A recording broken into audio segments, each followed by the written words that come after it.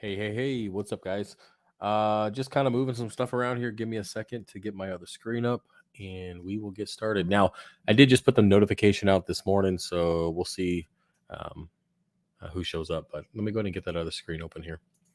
But anyways, yeah, while I'm doing that, guys, welcome to the weekly live stream Q&A. This is where we sit down and just kind of answer mostly saltwater related questions. But if you have like other stuff, it's not a big deal. It's kind of just a chill out, have a conversation. I might start bringing people in on the chat. If one of you guys want to get in and talk and, have a decent conversation, it's cool. If you come in and you're a weirdo, I'm probably just going to kick you out, but I'm just playing. No, I'm not. I probably will. But yeah, let me go ahead and get this other chat going on here. Give me one second. But yeah, so I uploaded a video today, finally, after being able to breathe after the last 24 hours. Let me go click this. Clearly can't multitask. All right, let me go ahead and pop that chat out so I can see you guys. Good to go. All right, cool. All right, so hey, yeah, so let's go here. But yeah, welcome to the stream. Feel free to start adding questions, whatever they might be. We'll give a few minutes for people to get in. I still haven't gotten the notification on my phone or my tablet, and I actually signed up for them, so just to see if they go through. But anyways, hopefully you guys are doing well. I know I actually got a couple emails from people asking or talking about their sending me memes and all sorts of inappropriate things regarding the pollen and all that kind of stuff that I was talking about earlier in the video. So hey guys, I appreciate you checking in and sending that kind of stuff. Is pretty funny. But if you guys like that inappropriate memes and just jokes in general, and you actually have a sense of humor, head over to the Discord. There is a link in, I think, the previous video. It shows up just in the description. But yeah, you can head over to the Discord, and you can post your tanks, you can ask questions, you can post memes, mom jokes, whatever. It's kind of a chill place. There are rules, No, there we go. The notification just came out. Cool, sweet. So there are rules, when what we shouldn't be posting just for the sake of not getting the channel or the street or the thing banned. But other than that, it's pretty good. What's up, Missy? I think I missed a couple of your messages. I'll have to check Facebook. I don't get notifications through Facebook anymore. So just because there was so much coming through, I wasn't able to pay attention to it. That's why I kind of funneled everything to the website. So either people can email me or go directly through the website to kind of get in touch. I know that you're one of a couple that still use Facebook, but yeah, let me grab a drink so I can get started here. But man, I have to show you guys what the backyard looks like now after they started doing the construction. Like, they wiped out that whole field. It's crazy, just the amount of stuff that's going on. But yeah, just gonna get in here and let me get that up. But yeah, so I went ahead and got my ear drained this afternoon, just before, probably 20 minutes ago. I went ahead and they pulled out 1 milliliter of liquid out of that central pocket that was in there that was kind of closing up the area where I couldn't hear. And feels a lot better, but I'm assuming that it's gonna fill back up. It's already starting to fill back up. Yeah, so I'm not really a fan of that stuff. I know a lot of you guys were talking about cauliflower ear, and in one of our chats, you guys are talking about it and how it's cool. It's not that cool. I'm not a fan of it for sure. But let's see here. Pull up this other chat, and then we can get in here. So I do have actually a question that somebody asked me earlier. I probably should answer now. Let me see here. Hey, 1 second. I'll be right over, dude, into the other chat. I just pulled up the other screen. Give me a second. Where is it? Yeah, they added a new filter feature here on YouTube where you can set up to, if you've seen the respond, if you respond on a question on YouTube, if it shows up or not, you can click at it. And now I can't find stuff. They're always changing shit around here. Nope. Here we go. I have high nutrients and dinos. Now what? That was a question that Taylor asked, and he usually hops in here. So I will do that now. So there is such a thing, I've mentioned this before in a previous video. If you have dinos, you can have algae in your tank. You can have green hair algae, you can have a whole forest of that stuff, and you can still have dinos. You might be asking, well, I thought dinos only grow in low nutrients. Well, the algae that's growing in your tank is actually consuming the nutrients in the water column so we can continue to grow. And that right there alone can suck out the available nutrients and then be just a minimal amount that the dino actually can grow. Now, I haven't done a ton of research on the specific bacteria that keeps dino in check. That's feeds off the nutrients. I'm sure there's a specific bacteria or a process that keeps dino in check. Because I truly believe, and this might be up for debate, I truly believe that dino actually is always in your system. I feel like it's always there, but it's just being controlled and under control when your nutrients are in check, when you're in your normal appropriate range, 3 to 5 ppm of nitrates and 0.07 to 0.15 of phosphates. Like just staying in those ranges alone, those are just general ranges, by the way. And let me see here. But yeah, so anyway, just having those nutrient levels there, I think that allows that beneficial bacteria to be able to keep it in check. So let's see here. Go to move through, but hopefully that answers your question. But yeah, you can have dinos and you can have green hair algae in your tank at the same time. Now, the process of getting rid of the dinos is going to be a little bit complicated. Well, it's not really complicated. It's going to be frustrating for a while because you have to remove the green hair algae. You have to get that out of there. So either you can use fish, which fox face and tangs and all that stuff are pretty popular when it comes to right there, Missy. When it comes to feeding on that algae, you definitely got to get your nutrients in check. You got to make sure that your RO water is good. All that stuff that we've talked about previously to help lower the nutrients for the tank. And then you want to make sure that you are manually removing the algae. So you can even get in there. I had a client that actually used scissors to cut the algae as close to the rock as he possibly could. Then he threw in a sea hare and the sea hare took care of the rest of it. So you got to get the algae out. That way it stops consuming the nutrients so you can get an accurate reading of what you actually have for nutrients in your tank. And then you can go ahead and then adjust it from there and get your, get your dino out. Now it is a little bit of a pain. That's definitely a worst case scenario. 9 out of 10 times people just don't have enough nitrates and phosphates in their tank. That's usually what it is. Either they're not feeding enough, they don't have enough fish. A lot of people are still stuck on the ultra low nutrient system. It seems like that's what a lot of people are still focusing on back when like Zeovit was like the big deal and everybody was doing that stuff. And so people are still kind of thinking that they're oversizing the equipment, which isn't an issue if you're not kind of, wet skimming and stuff like that. But yeah. So yeah, hopefully that answers your question, Taylor. I know that you're going to be in here to check that out. And yeah, hopefully that takes care of it for you. Let's go ahead and move up here and see what we got here. Hope all is well. What's up, Missy? I'm scrolling down. I'll get to your question here in a second. I'll keep filling up until you get it stitched. It will. Well, it's gonna. The bubble itself is actually going to. As long. I mean, I got to get headgear, so I'm probably gonna go to Dick's and grab some headgear for it because I still gotta. I gotta compete this weekend, which I'm not gonna wear the headgear with, but I will. I have to train still, so every time it gets hit, it's gonna rupture and start bleeding again. So, yeah, I'm not a fan of that, but. Yeah. Clean up my frag tank while I listen. Cool, sweet. I haven't seen your frag tank. I have to go over and check it out because it's been a while since to be honest with you, I haven't really watched a lot of Saltwater YouTube channels lately. I got to head over and do that. Why is that even happening? But let's see here. Hey, thanks for that. Appreciate that. There you go. That was your question? I'm pretty sure that was yours from the previous one. If not, then there's multiple ones. You're totally right, but I just now started Instagram messaging you there to not. It was a while back. I haven't seen it yet. You sent one through Instagram. I haven't checked. You can try again. Usually the Instagram like filters everything out because I get a ton of messages through there as well. So sometimes it filters it out, but you can try again. I'll look out for it. And I'll keep an eye out for it. That's definitely a lot easier than Facebook for sure. Hopefully starting a tank soon.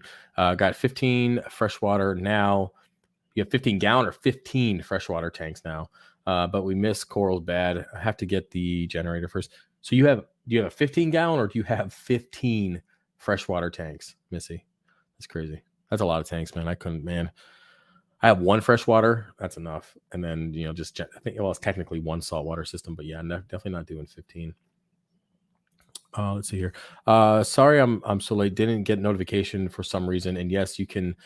You can. I have a slight bit of dino left. While also I've a patch or two of green hair algae and turf algae all over, bringing my nutrients up. Yeah, yeah. It's definitely pretty common. Like I said before, the more common of the two scenarios is just simply not having enough nutrients from overskimming and not feeding enough, that kind of stuff. But yeah, I've seen it pretty bad. Oh, there was a client that I had. I do Skype calls and stuff. If you guys aren't aware of that, I just call them clients, but they're just kind of consultations and Skype calls. But basically, like his whole tank, he got this rock that was imported from another country. It was man-made, and basically, I don't know how it was made or whatever, but he put it in his tank and immediately skyrocketed the nitrates and phosphates, like through the roof, like off the charts levels. And then within a month or so, it was literally a forest, like 12-inch streamers of green hair algae coming from everywhere on that. And obviously we dialed it down for being the rock. I mean, that's pretty much the only source of nutrients at that point, since there wasn't any fish in there and there really wasn't any issues other than that. And yeah, and then dino on top of everything else is just not fun. Not fun at all. What's up? Hey Travis, I emailed you about custom 3D AI Prime A360X light shades and a custom filter media basket. What did you do that recently? Let me check. Was that today? Let me check. I have a few unread emails, I would say. I mean, when I say a few, I think like 50. So I'll look through them after. Okay, I see here, Oscar. No, I see it. Yep, I see it. Do you want me to answer the question now? Travis, hey Travis, I got 2 questions. Thanks. How can I put an order in for Kessel? Yep, shades. And how can I place an order for custom? Yeah. You can yeah, I'll reply to you because I want to make it easier. I could probably just send you an invoice. Probably easier to do it that way. But yeah, I'll hit you up right after the stream, Oscar. No worries on that. We'll take care of you. Man, my voice is already going to crap. It's only been 10 minutes. Thoughts on Hippo, Scopus, and Tomini Tang in a 75 gallon? Well, Hippos, Scopus, it depends on how big they are. I do know that hippo tangs can get upwards. They say they can get upwards of 2 feet. I've never seen a hippo tang get that long. I've seen some old hippos around a foot long, but I've never seen them get that big. So maybe it's just misinformation. But I would say hippo tangs grow very slow. They're not like a flamingo tang, like Big Bertha or anything. Like they grow very, very, very slow. That's why I have 3 or 4 of them in the 300 at the moment. But they're small. So in a 75 gallon, people are going to be mad about me saying this, but if you find like a 2-inch, 3-inch hippo tang, you can put that in a 75 gallon for a while. You'd be fine with that. I wouldn't worry about it. Same thing with Scopus. Scopus don't grow very big, and you can get away with that. The issue is going to be is that the Scopus tank might be pretty aggressive. To mini tank, I mean, it's kind of the same thing. They get a decent size, but they don't grow very fast. So I would say you're definitely okay with the Scopus tank. Let me clear my throat here. And if you wanted to do the hippo, you can do a sub 3-inch, sub 4-inch hippo. Just understand that it's not a forever tank, and I think you can respect that. And you're probably going to get crap from people if you post pictures of it online. Be ready for that. There's always the Tang police; they're pretty brutal. I mean, I have a 300, and when I had all the fish in there before that eel decided to have a buffet, I was still getting crap from people even back when I had the whatever those fish were that killed themselves. Man, I can't remember the name of them now, but either way, you should be okay with that. I'd do 2 of the tangs. I wouldn't do the 3, and then just keep an eye on it. Sorry about that. Trying to set up a coral cure quarantine tank. Man, I can't even talk today. With those stuff. What do you mean? With the stuff that you want to order, a coral quarantine tank. Okay, cool. Yeah, man. I will. I'll hit you up after the stream, and we'll go ahead and get that set up for you. All right. 15 tanks, Missy. What do you do? What do you have for 15 tanks? What are you growing? Just betas and babies. Can you make money on betas? Are people selling those? Do they ship well? because I'm about ready to move into some freshwater stuff if it's gonna like freshwater plants and stuff like that. I don't know if I have the market for it, but I do have a little bit of room that I could probably get away with it. Um, but our betas, like, do they reproduce relatively quickly? And is it worth the money? Because I think you can get a beta pretty cheap at Petco. Um, I'd be interested to know. They seem pretty chill fish. Yep, no problem, Oscar, on that one. I had a baby hippo about 2 inches. Thing got almost 4.5 inches in a couple months.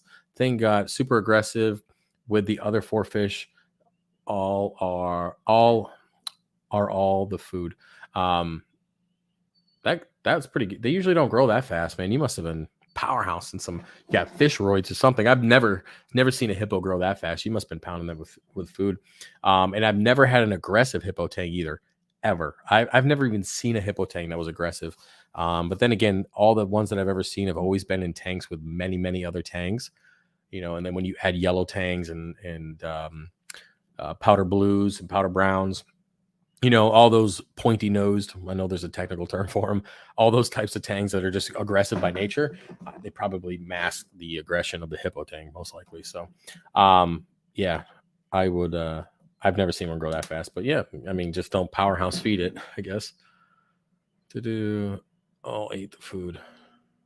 Ate all the food. Okay, ate all the food. That makes sense now. I see the typo there. Struggling with my tank for more than 8 months. What do you got going on, man? I don't see. Oh, I see you. Never mind. I'm scrolling down. I got you. Smaller tank user. My PO4 is always going down to 0, and Dino is killing me. Okay, what's the other issue you got going there? I found it twice, and it has gone and then came back. Not as strong before, but still exists. Yeah. So your PO4 is going down to 0 for whatever reason. Do you have a lot of are you skimming a lot? Do you have a big refugium? Are you not feeding enough? Depends on what you're feeding. Like if you're feeding like plant-based foods, like nori-based foods, like the type of food that I make here has a mixture of both proteins and plant-based foods with nori and veggies and all that stuff, because those will break down the phosphates to help balance that out.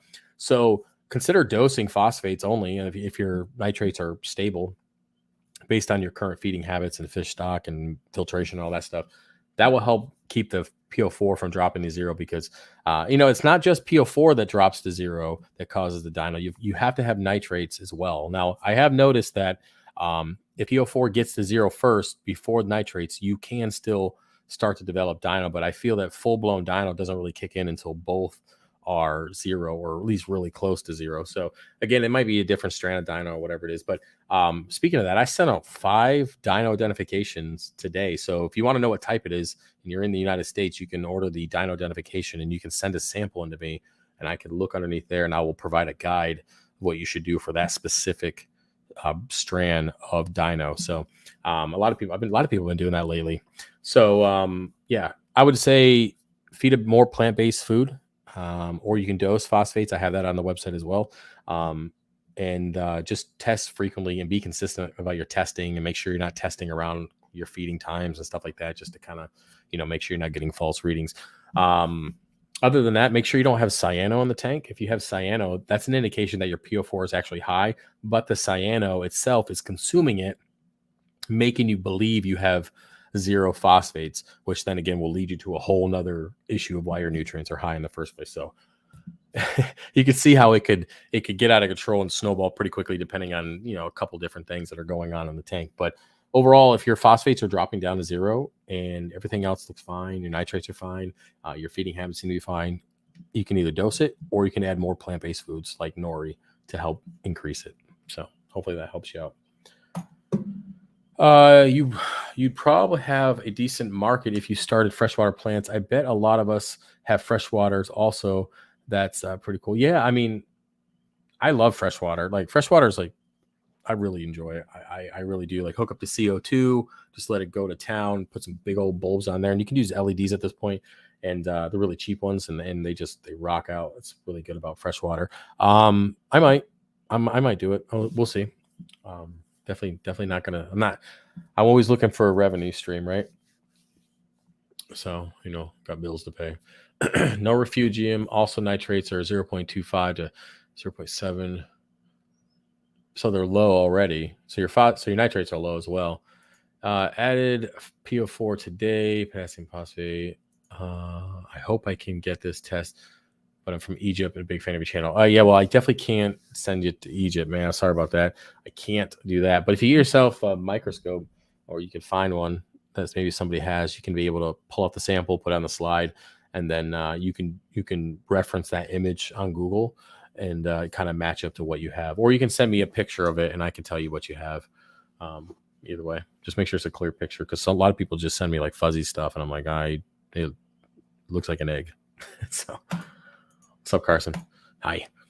Salty Dad. I'm planning on getting a 300-ish gallon Peninsula tank next year. My pointer, any pointers on things you would change about yours? I have to get this right the first time. No redos. Well, it depends on where you're going to put it, Salty Dad. If it's in your living room, just make sure, if you have kids, make sure they don't have access to it. If you can, plumb a sump to a basement and have your main display upstairs. That would be the easiest. Make sure that your lighting is not completely enclosed. You have good access to it. You keep the salt creep off the lights. Make sure you keep the salt creep, down if you can. Try to keep the overflows low as you can. So if they start to clog, it doesn't get too high. It doesn't go up to the rim of the tank. I mean, I can go on forever. So I will for a little bit here. Making sure you have a decent enough overflow, enough flow for the whole tank. Don't buy Jabo wave pumps. Cure your rock ahead of time, of course. If you're going to do sand, of course, put your rock in first, add your sand after that. Yeah, don't go crazy adding a bunch of fish. Give it some time. Other than that, make sure you have check valves. Make sure you have, I did a video a little while ago on a little trick about keeping your nozzles, your return lines above the water surface, just in case your check valve does fail. And that's going to be good, especially if your sump is in the house, not in the basement. You don't want to have water damage. Depending on the tank, make sure you have a foam mat or whatever underneath, whatever the manufacturer recommends, so you don't get it cracked. And spend money on the stand. Make sure you get a high quality stand that's not going to rust or break down over time, preferably steel. Don't get wood.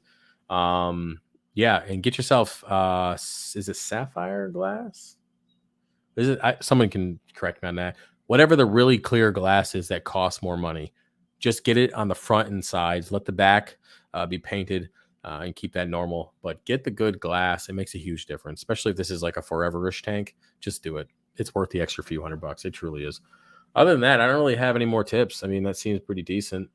It's always good to have extra light. Like, I have 8 XR15s and 8 T5 bulbs on the 300. It's always good to have some extra light, which you can turn down, opposed to not having enough and your corals are brown and they look like little turds on the rock. So, yeah. Hopefully that's good for you, man. Can you dose neonitro to a tank? You can, yeah. So you can add that stuff, yep. Or you can just buy mine. Mr. NO3, what's up? You changed your name, dude. It wasn't that last one. What's up, Travis? Question: I've been adding phytoplankton in my skimmer. Just stopped collecting it. And my skimmer just stopped collecting anything. If you have any advice, hope all is well. How is it still producing bubbles? Because it could just be a flow issue. It could be an air issue in the skimmer itself, as if it's not foaming up enough. There's little things like that can affect the performance of the skimmer. I never heard of. Usually, I hear about phyto causing the skimmer to overflow. I've never heard of it stopping the skimmer from collecting. So maybe you got an air clog, maybe you got something going on there. Just double check all that stuff, take it apart, clean it. If it's still doing it, then try not dosing phyto for a while. If it comes back and is skimming normally after not dosing phyto for a couple of weeks, then we know that's what the issue is. So I think it's just going to be a process of elimination at the moment, and go from there. Just go from there. Do you feed your Ghanies? I do not, but I technically do with the type of food that I have. If you've been here for a while, I make my own fish food, so I grind it up in a meat grinder and add a whole bunch of stuff. So when the fish eat it, it actually just kind of, I wouldn't say it explodes, but it just fills the whole tank with all these little particles of food, which the corals take advantage of. Of course, the Gorgonian does as well. But the Gorgonian is photosynthetic, so it doesn't need to be fed. So it seems to just do fine. Pretty good, pretty fast grower too. Oh, Ghani. I thought you said, man, I thought you said Gorgonian. Ghani. So yeah, I don't feed that either. Same thing. It collects food in the area there. And I don't know how I got that mixed up with a Ghani or something. We're done. We're moving on. I can't even speak today. Yes, 300 to 400 betas per batch. Damn, 25 to 50. I'm going to get Indonesia breeder betas soon. Also, I have Boeing. Okay, rams. There, rainbow fish, Cory pecos. Oh, geez. Okay. Well, that's a lot of fish. I wonder what the survival rate is. 300 to 400. Like that's how many survive per batch. Damn. That's why they don't charge very much. Damn. I have like those $6 guppies. If you want, I'll give you some. Those guppies never stop having babies. We used to feed them to my turtles, man, because that's all they used to do. They just never stop. Do you get fertilized eggs after 24 hours? 3 days later, babies are born. Huh.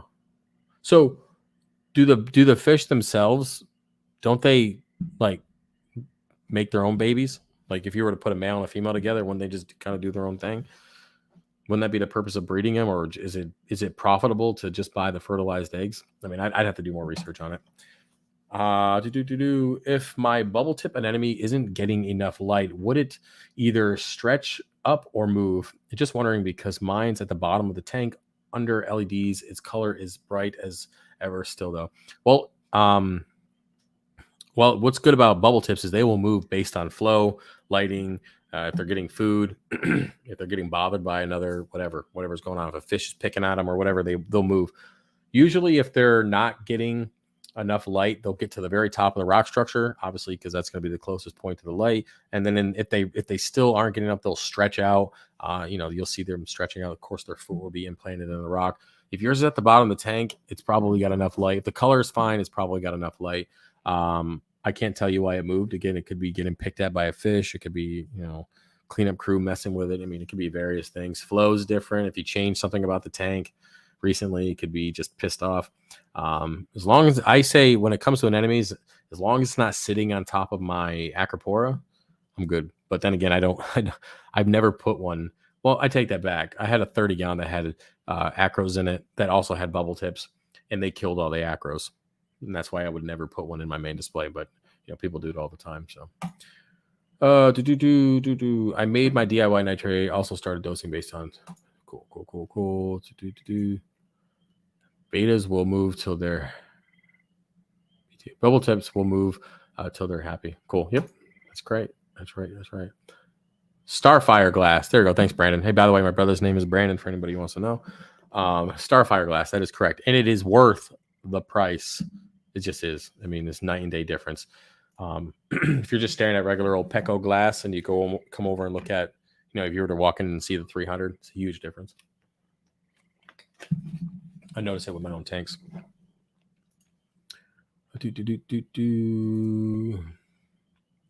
I got a 38 with a Starfire. Planning on making a reef soon. Just don't got time. Yeah.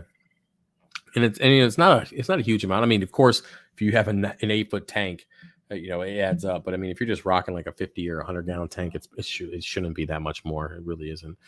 And you don't need to put it on the back glass all the way. I didn't know you had your own nitrates. I'll check it out. Yeah, I've been selling nitrates and phosphates for a couple of years now, like 3 years now. Stuff's pretty popular still. It's good. Pays the bills. One more question, please, Travis. And is it a must to dose iron and manganese if my ICP always 0 at these? And I feel I'm going to read that again because I'm apparently I can't read today. Let me try this again. Round 2.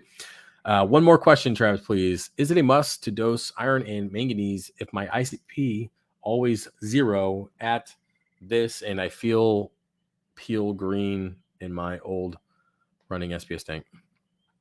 I don't know what the last part of that meant. Maybe it was a typo on your end, or I just maybe I can't read. But I say if you can't, so when it comes to dosing this stuff, I know that Triton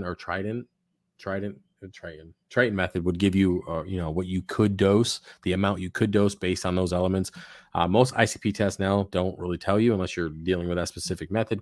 I'd say get yourself something like aqua vitro fuel or reef plus or something that has iron and manganese in it already, and then just dose that weekly as your micro element supplement, and then see it go up. The thing is, when it comes to iron and manganese, it's not going to take a lot to skyrocket the level. So it's probably not worth buying it. You might go for a more high quality salt. Again, you can get a supplement that will help put some of those back into the water column, like aquavitra fuel. But I don't think it's worth the price or the headache to just go and try to target those specific things.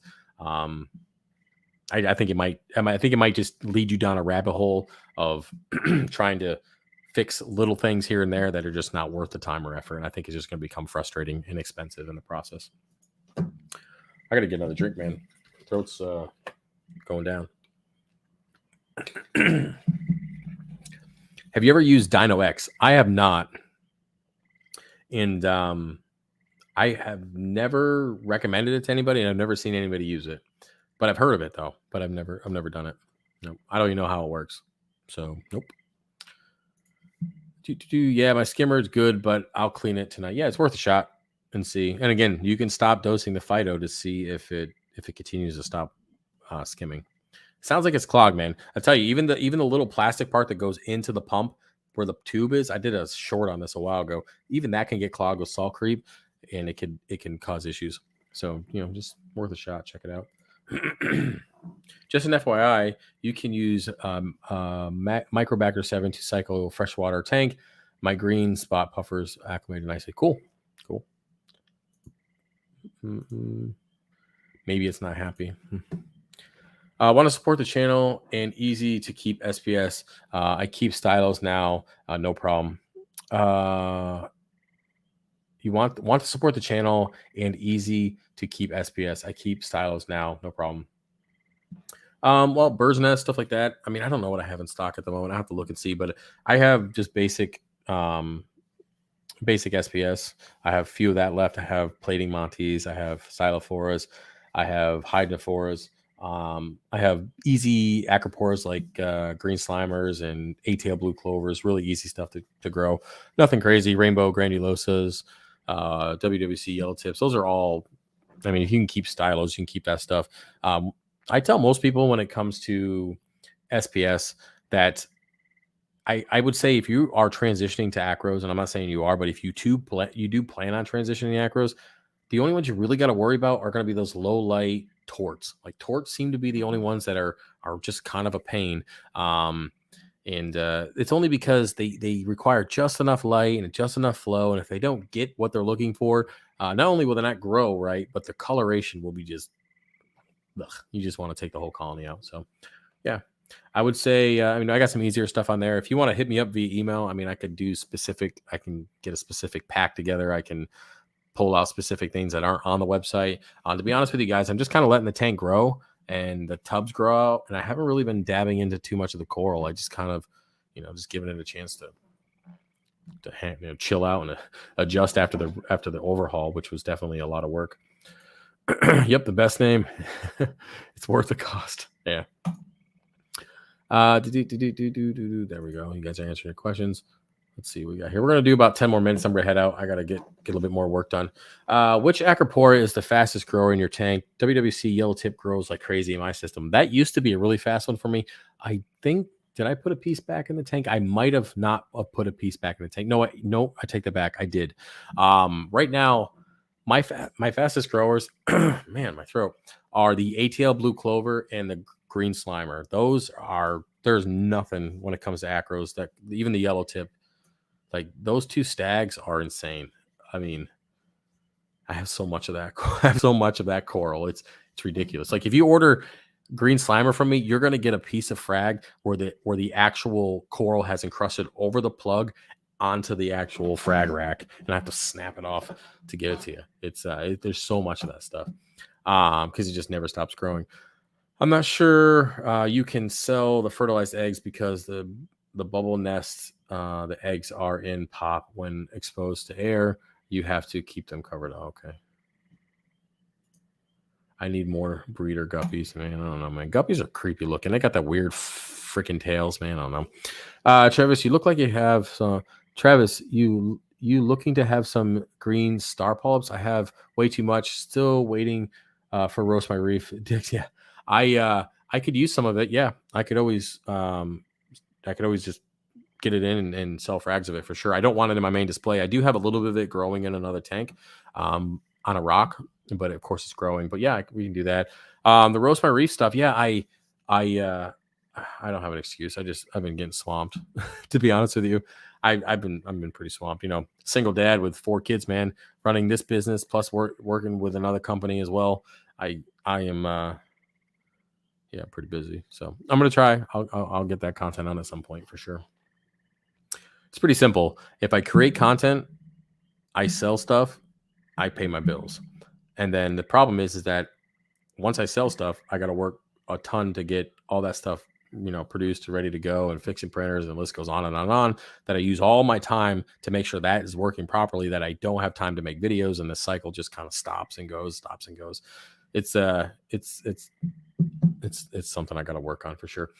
Sorry for the bad English. It's okay. Have you dosed iron and manganese? I have never dosed them individually. I've used them in like Aquavitra Fuel, Reef Plus, those kinds of things, but I've never dosed them individually. Hey, Caleb, good luck this weekend. Hey, thanks, man. I appreciate it. I'm a little nervous about this weekend. I don't know why. I mean, everybody I talk to and everybody I train with says I'm not going to have an issue, but I just, you never know who you're going to roll up against. You never know who's going to show up that day. It could be a Division I wrestler who's never lost an entire match in his life.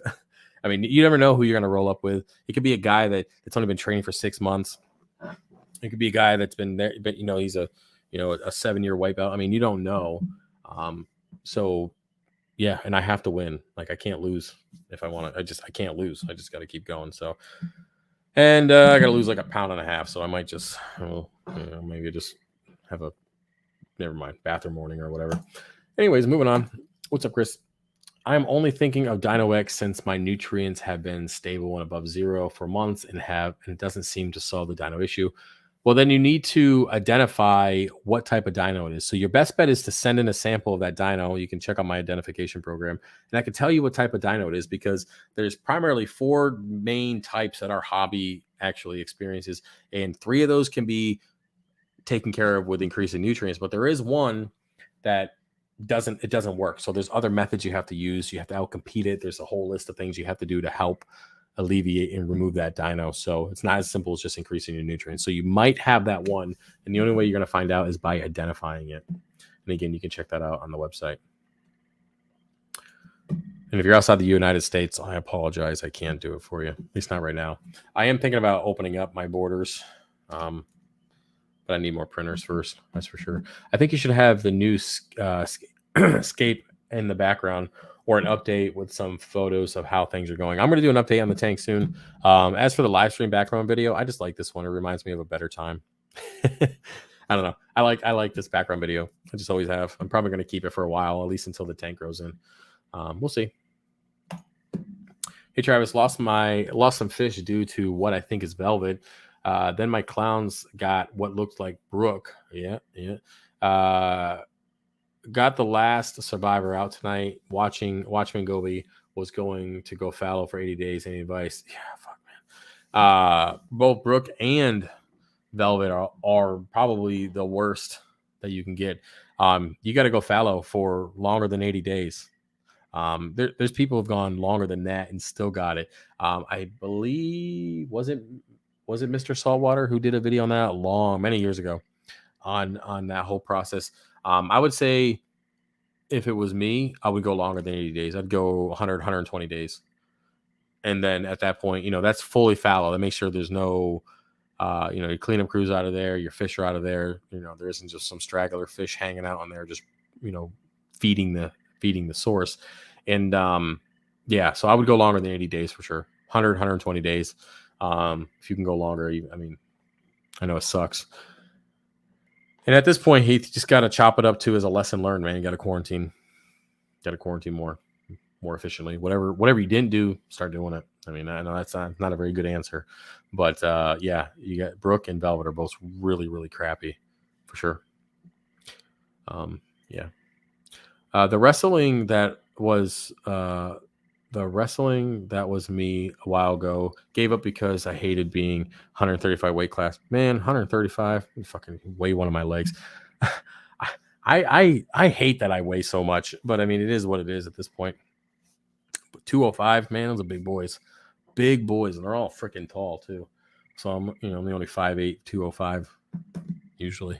So, but yeah, I know I love jujitsu. Like I truly do. I wouldn't change it for anything. Even the cauliflower ear. I mean, I don't like it, but it's part of the game.